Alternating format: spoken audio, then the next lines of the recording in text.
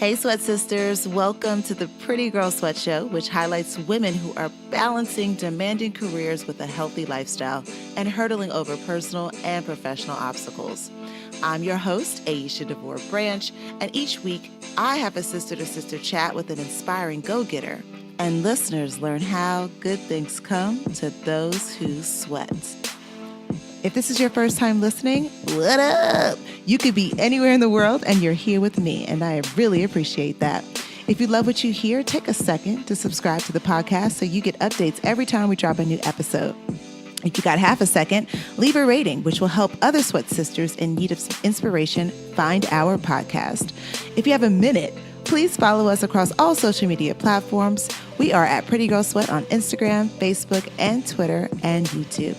Use the hashtag PrettyGirlSweat when sharing this episode. And if you have 5 minutes, please leave a review and let us know how we're doing. You're listening to episode 16 of season 2 of the Pretty Girl Sweat Show. And I'm sitting down with my sweat sister, Christina Granville. She's an athlete, actress, marketing specialist, and host, originally from Clewiston, Florida. She's super passionate about fitness and is known to many as the vibrant and outgoing Miss Basketball on Instagram and all over the web. Keep listening for not only her cool personality, but her equally inspiring story. Miss Basketball. Welcome to the Pretty Girl Sweat Show. You're always around, but this is the first time we've had you on the podcast. I know, right? It's been forever. And this is my first time actually doing the podcast, so I'm super excited. I'm excited too. There's so much we are dying to know because you keep us thoroughly entertained on Instagram with your antics, your hilarious posts, your killer abs, your hoop skills. I mean, it's endless what you provide so much for us. So we kind of want to know about the humble beginnings of Miss Basketball. Well, Christina, if we want to go by your government name, but everybody knows you as Miss Basketball on Instagram. How did it all begin? Tell us about your upbringing. So I am the youngest of 10 kids. Wow. Yeah. So I have a huge family. And my family has always been very, very active. And from a young age, I started playing basketball around maybe 10 years old. I kind of use that as my excuse to get out of going to church so much. Because my dad is a bishop. So, oh my God, you can probably imagine we had to go to church at least 4 times a week. And wow. Sunday was all day. I mean, it was just, oh, Jesus. I mean, Monday night is youth choir rehearsal. Wednesday is Bible study. Thursday is terror service. Or Friday is Friday night service. Saturday is youth day. It was just so much. So wow. I decided, you know what? I'm going to play a sport. I got to figure out something to do. And I was always running behind my brother, my big brother, Jeff. And he was great at basketball. Like, I just knew that he was going to go to the NBA. Mm-hmm. I knew he was going to be great, but he could not get his schoolwork and he was running after those girls. Like, See, get you every time. Gotta stay focused. The girls will get you every time. He will get you. And he just could not, I mean, he was just running behind the girls, but he could really play basketball. So I started just, latching on to him and, everything he was doing, I was doing. I don't care if he was trying to touch the rim. Here I am. I'm the only girl out there trying to touch the rim. If you cross somebody up, here I go. I'm the only girl out there trying to, cross up the guys. And everywhere he went, I want to go with him. So he started to work with me on becoming a better basketball player. But the crazy thing is I've always been super athletic with, a lot of energy, but I never really knew how to play basketball until I got to college, which is a whole nother story. But my parents have just, they always wanted us to be active, always wanted us to, to do something, and yes, get our schoolwork, but to do something more than just sit at home and go to church. So I use basketball, volleyball, softball, cheerleading as a way to, meet friends and hang out, have fun, and to get out of going to church.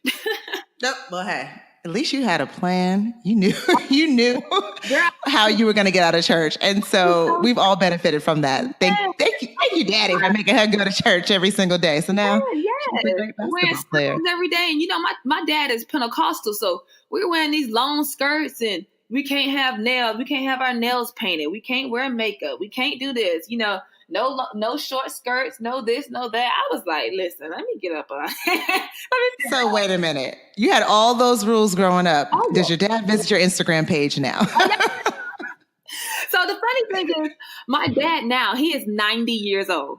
He'll be 90. That's a blessing. That's a blessing. Yeah, I'm saying 90 now. I'm getting myself prepared to say 90, but he'll be 90 March 3rd. But he's always been very, very Pentecostal. Even my mom, like, she's so, everything is close to holiness. As for her and her houses, we will serve the Lord. You know how it goes. So I've never seen her in pants all my life. She's never wore pants, no earrings, nails, none of that. She's always been like that. And that's how they raised us. But after a while, they kind of let up a little bit, times change. And of course, with me on Instagram, times has very much changed. It's really changed. And now my parents, they're not so strict as they were when I was younger. They're a little bit more understanding. And, sometimes I do get a phone call here and there and be like, Chrissy, praise the Lord. That hurt. Well, I see you got your abs showing, but you don't want to just, well, you know what? They look nice, so it's amazing how you can get your body like that. Cause I ain't never had no body like that, but long as you love Jesus. So that's the thing that as long as you love Jesus. Yep, my dad and my mom, which is why I love them so much, because they don't judge me, and they know my heart is the same way as God knows my heart. And they know I love how much I am very active with doing fitness, and I used to do fitness competitions as well. So they're kind of more understanding now that times have kind of changed, but they always throw that in. As long as you know who you serving, Jesus. Hey, did you pray about it? All right, long as you love Jesus. Well, earlier you were saying that you were following behind your brother quite often, but you said he wasn't hitting the books as much. So did you differ from him education-wise? Did you love school a little bit more than he did? I did. To be honest with you, I had no choice. My mom worked at the same high school that I went to. So we went to school. I'm from a really small rural area called Clewiston, Florida. It's the sweetest town in America. Wait, how do you spell that? Spell it? Clewiston. It is Clewiston. Wow. And inside the small city, it's less than 9,000 people in the city. But inside of that city, it's a rural community, which was still segregated until about a couple years ago, called Harlem, Florida. It was voted the #1 rural community in Florida in 2001. It's a very, very, very small community, which is home of the Brown Sugar Festival. If you're from South Florida, then a lot of people know about the Brown Sugar Festival. It's like a multicultural music festival. A lot of different artists come, and a lot of paintings and stuff going on. So we are down there in the middle of nowhere, and my school was 25 minutes away. So I ended up going to the baddest and the best high school in all of Florida, Glade Central Community High School in Belle Glade, Florida. And my mom, she was a teacher there. I had no choice. Every single thing I did was under a microscope. So my teachers, before I even knew my grade, guess who knew my grade? My mom. Let me not turn in homework. It was just impossible for me to make bad grades. Now, of course, we all fall short. I've made some bad grades, but for the most part, my GPA, at the end of the semester always was over a 3.0. And towards my senior year, it got better.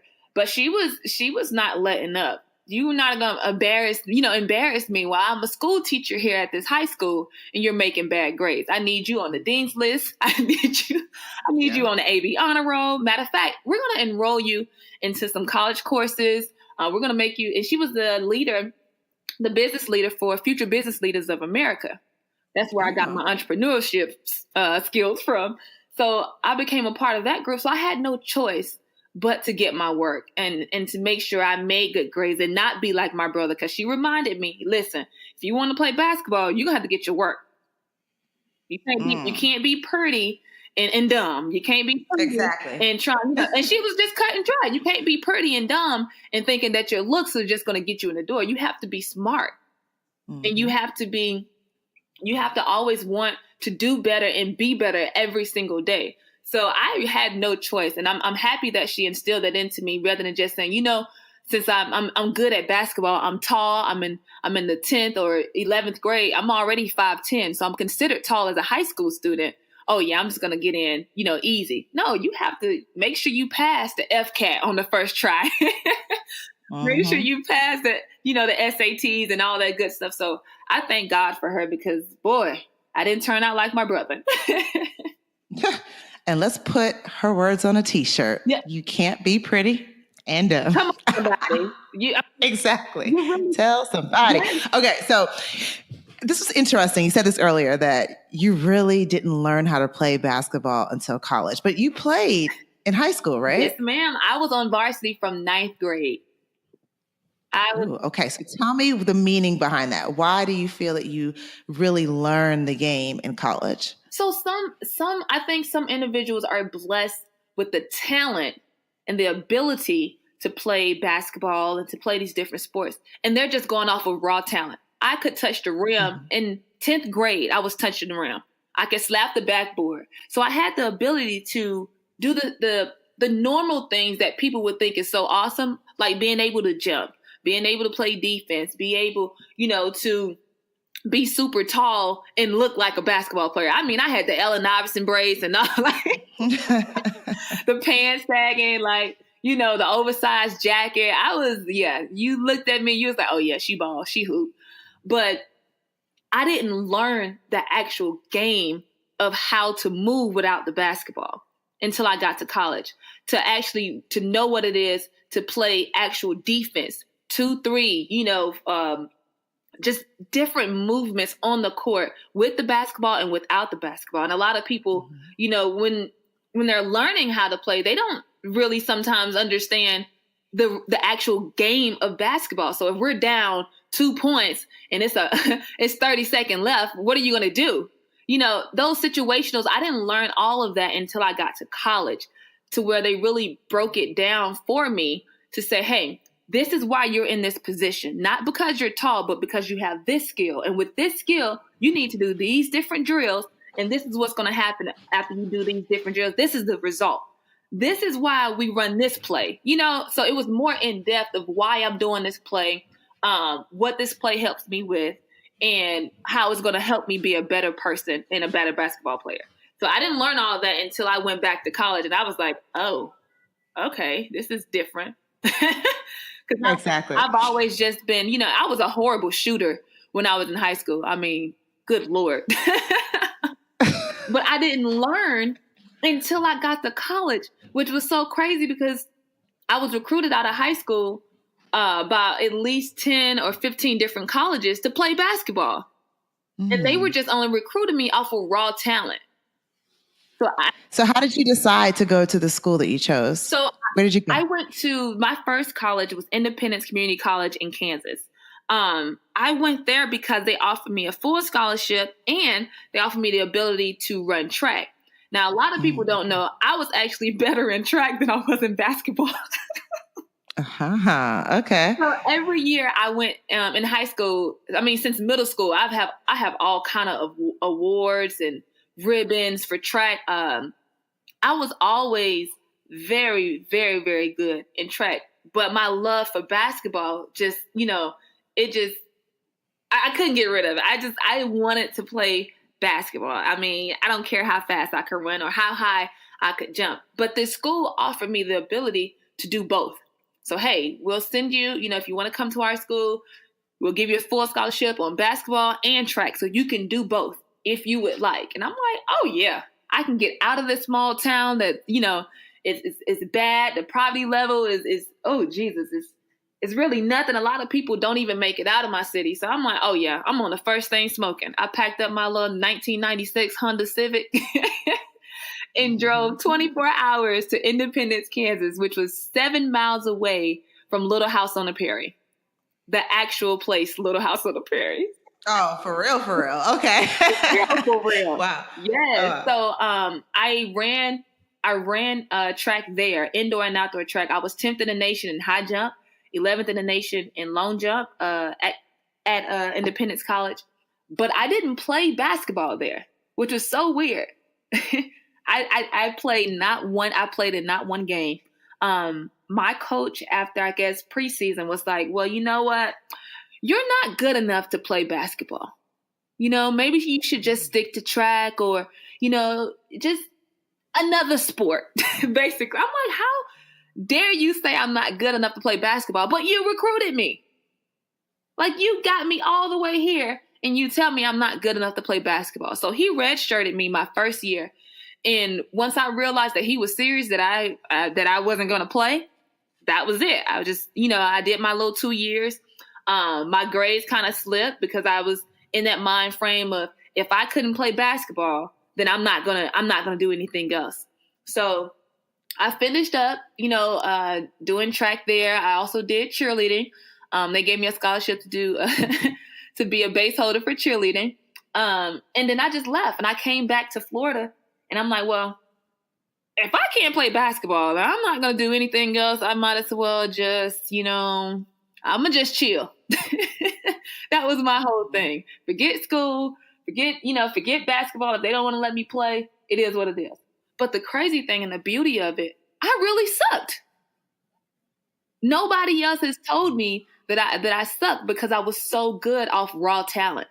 I could jump, I could touch the rim, I could play defense, but I could not shoot to save my life. I really didn't know basketball. And at the time I was upset about it. I was like angry at the world. I was angry at him because I just knew I was going, I'm going to go to the WNBA. I'm going to go overseas. I'm going to play basketball. And here I am now. I have the opportunity to go to college. And this guy, I used him, he was my excuse. I used him as my target to say, okay, he's the reason of why I'm not, playing college basketball or why I'm not good enough or he don't believe in me and X, Y, and Z. But I use it as fuel to say, okay, well, it is what it is. Once I got out of my feelings, which took me about 5 years. So it took me a minute to actually get out of my feelings because I had one fight left in me. I said, well, you know what? If I go back to Florida, I can't go back to Clewiston because there's nothing there. And they're going to talk bad about me because I was so excited to leave. And here I am coming back to Clewiston, doing nothing. I ain't got nothing to do. It's no jobs in Clewiston. Like, what I'm going to do? So I moved to Orlando and I said, you know what? I'm going to give UCF a try. I'm going to talk to the coach. I'm good. Everybody else telling me I'm good. Forget what that coach said. I could play basketball. And this is me just feeling myself, just being full of Christina at the time, not Miss Basketball, full of Christina. So I enroll into UCF. This is probably one of the worst mistakes of my life. I enroll into UCF. I pick up a full course load. I didn't have a scholarship. I didn't have no financial aid or anything. But I think that first semester, I don't know what, I just took out a loan. I don't know what I was thinking, but I just said, I'm going to give it a shot. I had a tryout with the team. They did at least do that because I could talk my butt off. Like I can almost talk an Eskimo into selling me water and ice. So she was like, you know what? Try it on the team and we'll see how it goes. And if you're as good as you say you are, then we'll put you on the team. I did this tryout. It was the worst tryout of my life. I was out of breath. I wasn't in shape. I couldn't make a basket. It was horrible. It was so bad that she asked me, she said, well, you know what? If you would like, you could be the manager and, you can be a part of the practice squad if you would like to, since you're already enrolled in school. I was like, heck no, I don't want to be a part of the practice squad? The manager? You mean I got to pick up stank uniforms? Oh, no, I'm good. So after that, I just was done with basketball. I'm like, yeah, I think college And me playing college basketball is a wrap because I suck. Like it is what it is. I'm just not gonna, it's not happening. Me going to the WNBA is not happening. Me going overseas is not happening. So for four years, I just soaked in that and I just started doing other things. So that's when I started modeling and becoming a product specialist and marketing. So other things in my life were going great. It started just going great. I got a 2-bedroom condo in Orlando off the lake. I thought I was doing it, but it was still something that I was missing, and that was basketball. And the fact that my mom always told me, you can't be pretty and dumb. I don't have a college degree. What am I doing? I'm just going through life. I'm making money. I'm doing what I'm supposed to be doing as far as like, I guess my career wise, but my heart is yearning for basketball. That's my heart. That's something that I think about all the time. And I was still playing, I was like queen of LA Fitness. So I took a moment to just kind of figure out, Christina, what are you doing? Everybody always like, especially my mom, my whole entire family, having 9 other brothers and sisters, forcing me and talking to me. I don't want to say forcing me, but reminding me, hey, you don't have a college degree. What are you doing? I mean, you're modeling and you're cute, but you don't have you need your education. What are you doing? I finally was like, you know what? Okay, maybe I'll get into school. So I took a few courses here and there. And I was like, yeah, this ain't it. I'm going to just go back to just doing my modeling, traveling, and, working whatever jobs I can work. Because I was not a 9-to-5 type of girl. However, I still played basketball, and I was playing in different little, celebrity basketball games. Because at the time, Miss Basketball started forming from me doing modeling and the fact that everybody knew I played basketball. Everywhere I went, it's like they just knew that I played basketball, and they remember me from either LA Fitness, Lifetime Fitness, 24, every single gym in Orlando I had been to, I had played with NBA players, and every single person in Orlando knew I played basketball. So that's kind of how Miss Basketball started forming. So probably like I was playing a celebrity basketball game, old school versus new school game. And I just had a really, really good game. And it happened to be NBA weekend, their rookie weekend in Orlando, where all the rookie players come to Orlando and they do like different workouts and all these exposition games. And there happened to be some scouts there from the NBA team just looking around. And this one guy, his name was Coach White. After the game, he walked up to me. He said, hey, you're actually pretty good. You ever thought about playing college basketball? How old are you? And at this time, I'm 24 years old. So he's thinking that I'm a high school student. I'm like, nah, I'm straight. Because my attitude had shifted. Because now I'm making money. I'm feeling myself. I'm Miss Basketball. I don't need to go back to school. I'm making money. I got my own place. I got my own car. I was like Boosie. INDE. I was feeling myself. And I'm 23, 24, doing my own thing with my own place. So I'm really thinking I'm the bomb. So he said, hey, you ever thought about playing college basketball? And I was like, yeah, I tried it. It wasn't for me. With an attitude. And when I look back at it, I was so snobby. And he was like, well, what about, what college did you go to? And I said, well, I went to some little small school, but, I ain't stay or whatever. They said I wasn't good enough. He was like, okay, so what are you doing now? I said, I do a little modeling here and there, and I do a lot of hair shows, and started talking about myself. He said, okay, what about your degree? And when he said that, it sounded like my mom was sitting there talking to me. I'm like, oh my God. He said, so listen, what if I can get you into college and get you a full ride to play basketball, and you're really serious? Would you do it? And I said, I'm 24 years old, going on 25. There's no way I can go back to college with 18 and 19-year-olds, and they're not gonna want me. They already said I'm not good enough. He said, listen, give me a week, and I'll have schools lined up for you. But you gotta trust me, and you gotta pick a school. You gotta go back to school. I was like, man, I will see. That's how my attitude was. Within 3 days, this man had 5 schools for me. And I'm like, he is really serious. He said, listen, I believe in you. I think you have something special. I think you can play. And if it's something that your heart desires, I think you should always follow your heart and go after it. So within that week, that I think the 3rd day, he had about 5 schools. And by Friday, I had 2 schools really wanted me to come do a tryout. But this one lady named Coach Bruce, I'll never forget her. She called me. She said, hey, send me your transcripts. I heard that you are a very good basketball player. We need a forward. And we hear that you're good, but I usually don't go off of somebody's word. But Coach White, he's a people take his word serious. So if you're as good as he say you are, then I want to fly you up here Monday for a tryout. And I was like, what? I was like, is this, like you kind of think to yourself, is this really happening? Is they playing with me? Like, are they trying to just string me along? Because before I've had people say they're going to help me and they never did, which is why I'm so independent now. But I'm like, let me just see. So I sent her my transcript, and that was probably like, I want to say 11 a.m. By 5 p.m., she had a flight for me to leave out on Monday to do a tryout. In this college was called Jefferson College in Missouri. So I went up there. I flew. I flew there for a tryout. My hair was done. My nails were done. I had like 3 bags. I don't know why. I was really feeling myself. I had 3 bags, and she goes to pick me up, and she walks right by me. Now, she had a picture of me, but she's thinking she's going to pick up a basketball player. I had heels on. You couldn't tell me nothing. Shades. As soon as I got off the plane, I'm like, okay, I'm here. So she's like, I asked for a basketball player. I did not ask for a model. Like, who are you? And I was like, oh, my name is Christina, but they call me Miss Basketball.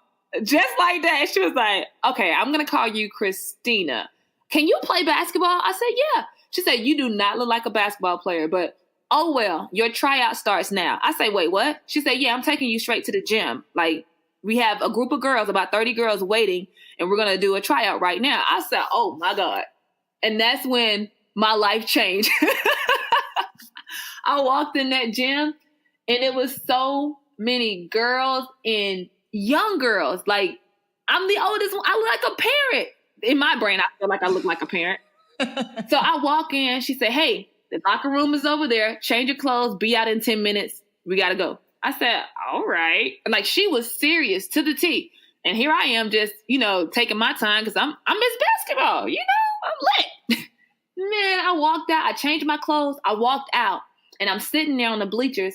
And she's like, okay, we're trying to start this tryout, but we're waiting on this prissy girl that's taking all doggone day. Like, she got to change her whole life. Now, mind you, I'm sitting right there, but I had transformed into this little tomboy because I don't have my heels on. My hair is pulled in a ponytail. I got my headband on. She's like, can y'all run in the bathroom and see if that the new girl is in there? I was like, I'm right here. She was like, oh my God, girl, I didn't even know who you were. She said, okay, well, come on. That was the best tryout I have ever had in my life. Every drill I went through, I was the first one in the drill. Even if I didn't know how to do it, I was in the front of the line. I was never in the back. Every drill, every calisthenic move we had to do, anything that involved running, I was in the top. So she was like, okay, maybe you are really good. She said, well, you can't really shoot that great, but we can work on that. She said, so listen, I have a full scholarship to offer you if you're serious about it. Your own apartment, you'll be the captain of the basketball team because the way that you played today, we need that on our team. I bawled. I was boohoo crying. I was like, are you serious? She offered me a full scholarship on the spot. Like, on the spot. And that changed my entire life. Like, she gave me that opportunity to believe in myself and to work on being a better basketball player. And she showed me how to be a better basketball player. You just can't do the bare minimum and think you can get by. And at the time, yeah, I sucked. But because of her, I became a better basketball player. And that's when I learned how to play basketball. I know that was super long, but I had to. No, that's why I just let you speak, because it was such a powerful story. What did you learn, like, throughout this, like, these years of, like, disappointment and then triumph in your own way, and then someone believing in you. What did you learn that you could pass on to anyone who's listening right now? The first thing is to really, you have to believe in yourself, because there is always going to be people that say things that you won't like. There's always going to be people that won't encourage you. There's always going to be people who won't even be in your corner and support you. They may be your closest friends, or people who you think would never, they won't ever do me like that, or they won't ever say this about me. But the God's honest truth is they will. You just never know. And this whole journey, it really taught me how to believe in myself first. Even though, like, sometimes failure is not the end. Sometimes people feel like, I failed, or, I didn't do X, Y, and Z, or it didn't go as planned. That's okay. The end goal, you're still working towards the end goal, and that's to be happy and to live out your best dreams. And this whole process really just, showed me how to believe in myself and the power of believing in myself. Because if it wasn't for, even though I was upset with him, that coach at Independence that told me I sucked, I would have never known how to be a better basketball player. So sometimes you have to go through being told some things that you may not believe, but it may be the truth and you don't want to hear it. But sometimes you need that in order to grow. Sometimes you have to be uncomfortable, and you have to go through the mud, and you have to go through the disappointments and the letdowns in order to grow and to be your best self. So I appreciate, now looking back at it, I appreciate every single thing that I went through. And I wish, that I would have, when he told me I wasn't good enough, I wish I would have never stopped believing in myself for those 4 years, because I know I could have been at a better place in my life now. But it gives me fuel to be better moving forward. So I'm so forever grateful for just that whole situation, because now I know, listen, I have to believe in me first. I have to be my biggest fan, and I have to make sure that I'm proving myself right, not wrong. Let me prove myself right. Let me be okay. If they say I'm not as good, guess what? I'm about to work twice as hard, and I'm going to be better than I was before. And if I'm better than I was before, then guess what? I'm becoming better, and I'm doing better than what they talking about. So, man, so how do you still apply that same energy to, your current career? I mean, you're still playing basketball. I mean, we've seen you on ESPN doing your thing in high heels, but how do you apply that to what you're doing right now? Oh, wow. And it's so funny that you even say ESPN, because I swear when I was little, hearing that da-na-na, da-na-na, I used to always tell my mom, my mama be on there, watch. And I'm like, I'm going to be on there playing basketball, doing something amazing, And it's so funny that it comes full circle. Not necessarily that I'm playing college basketball, but here I am playing basketball in heels. and I'm on ESPN. Like, it was crazy to me. I'm like, oh my God, look at God has a funny sense of humor. When you step into the atmosphere, it may not go how you want it to go, but he has a funny way of letting it go. Not how you imagine, but it will happen. It'll happen on his time, though. But I apply all of that in my current career, like just basically with trying to be a better, like for instance, with me hosting and, being a product specialist or whatever, and being able to travel around the world and do all these different events. Every single job that I do, I feel like I'm in audition mode. Somebody's always watching, somebody's always, critiquing X, Y, and Z. So I use myself as, I use the situations that I had before with basketball, and I apply it to my everyday life now in my career by saying, you know what? I don't want to give nobody the option to say that I'm not good enough or that I don't deserve to be in this spot. So I have to work twice as hard as the next person. I have to know my stuff, and I have to be on my game.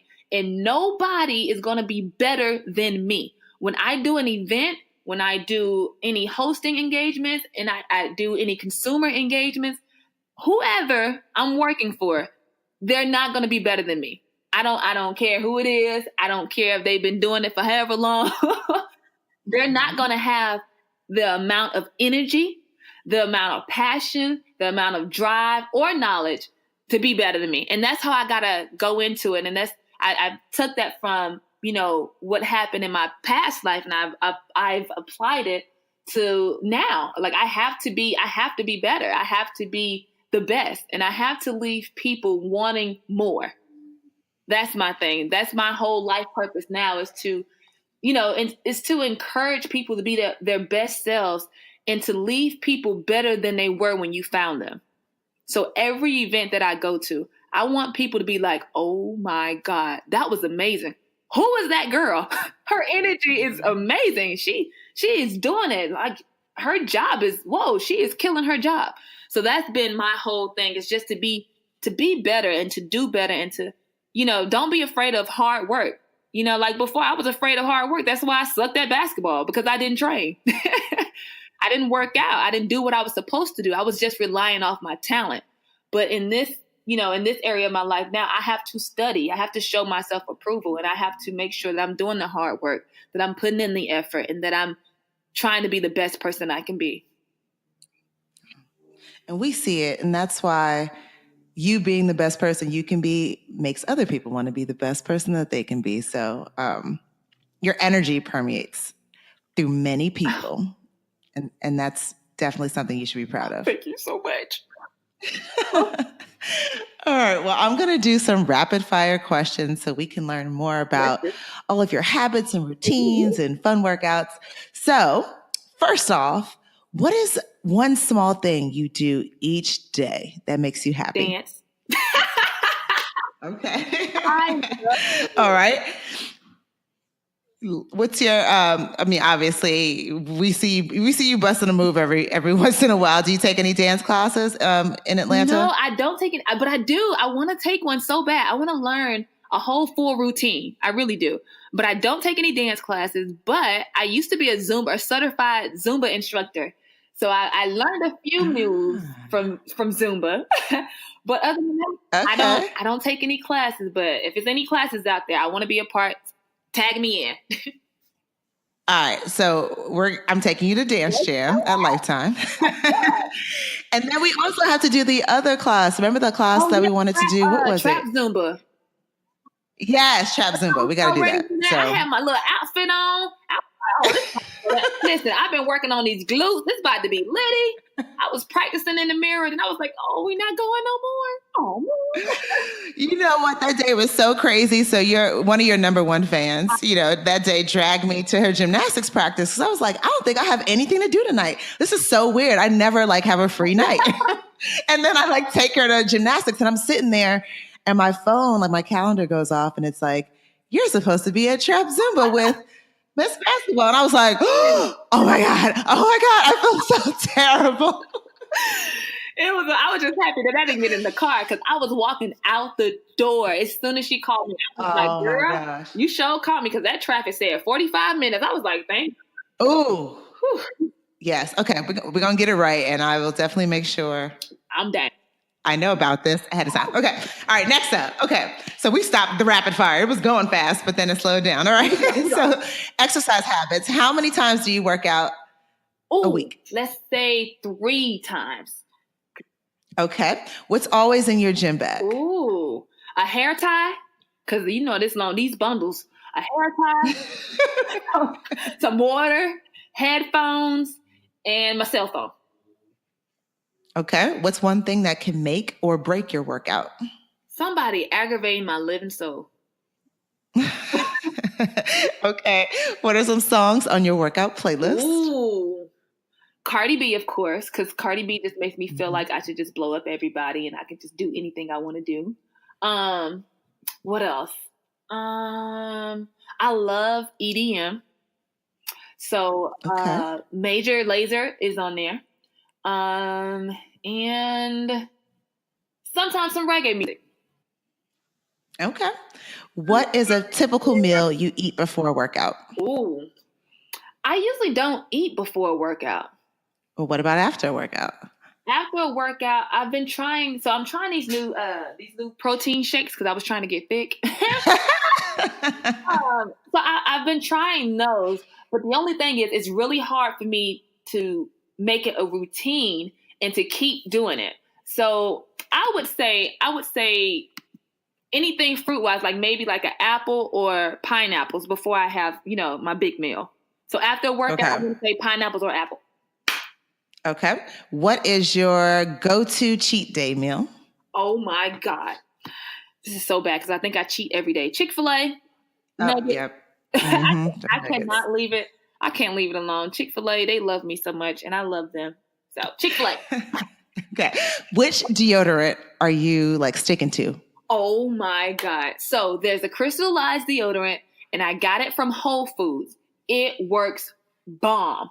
Ooh. It's a crystallized stone. And all you have to do is put it under water to activate it. And then you rub it on. Oh my God. It works so bomb. And it goes on clear. I'm actually doing, look, it sounds like I'm doing a whole ad for it, but I love it. It's a crystallized deodorant ball and it works amazing. Okay, in the beauty section at Whole Foods, right? Yes, and if that doesn't work, if you can't find that, then Dove. Okay, all right. And what does Pretty Girl Sweat mean to you? Oh my God, my favorite question. Pretty Girl Sweat, what does Pretty Girl Sweat mean to me? Pretty Girl Sweat means to me is, how do I want to word this? Because I'll be having adjectives for Pretty Girl Sweat because it's just so... Pretty Girl Sweat embodies a young female or even an older female, just a female in general who is not afraid to sweat. They're not afraid to get a little dirty. They're not afraid to be themselves and work out for their health, to work out to get the body they want, to be beautiful, and to know that you can look good and still work out. A lot of people feel like they got to have this ugly look when they go to the gym. And that's not the case. A pretty girl, she embodies being beautiful. She loves being beautiful in all aspects of her life, whether she's working, whether she's running to the grocery store, whether she's working out. She's always that beautiful woman, and she doesn't mind sweating. She's smart. She's a go-getter. She is just a pretty girl who sweats. So I think that's what Pretty Girl Sweat means to me. I'm like, yes, you totally just, that one. Thank you. It's so crazy. I love Pretty Girl Sweat as if I made it my own. Like, I'm always talking about it because I really wish that growing up, I had an organization like Pretty Girl Sweat to encourage me to say, hey, you're beautiful just the way you are. Here's a way. If you don't like how you look, baby girl, you can come do this workout. If you don't like the things that you're eating, hey, try these different tips. And Pretty Girl Sweat, they have created a safe haven for women who maybe they don't know, what to do or workouts. And it shows a group of women being able to come together to work out, to eat healthy, to be their best selves. And it encourages women to stay active and to be healthy. And I freaking love Pretty Girl Sweat for that. I mean, if we had that everywhere, especially in my community, I know that girls would be so much better and they would love themselves more because seeing other women that look like you sweating and not only sweating and being beautiful, but they have amazing careers and jobs that are just amazing individuals. It's so empowering to see. And I'm always so inspired when I go to every single Pretty Girl Sweat event because the women, just the whole atmosphere of positive vibes and the love that Pretty Girl Sweat give and the love that they love on other women. I just love it. I love all of it. I'm just, my heart is filled, honey. Well, we love you too. And you have been like riding or dying with us forever, since forever. I mean, when we've had events with like 10 people, you've been there. When it's been 700, you've been there. So, yes. We're so honored. We're so grateful for your friendship, your commitment, your sisterhood. You're everything to us. So thank you. I just love y'all. I love y'all so much. And to those new Sweat Sisters, I love y'all too. Yeah. All right. So what is next for you? What is next? So I am on a TV show called Ready to Love. Your girl out here trying to date. Yeah. So it's which we've been watching. We love it. It is something else. It is on the OWN channel. So I'm doing that. And then after that, the auto show season is gearing up.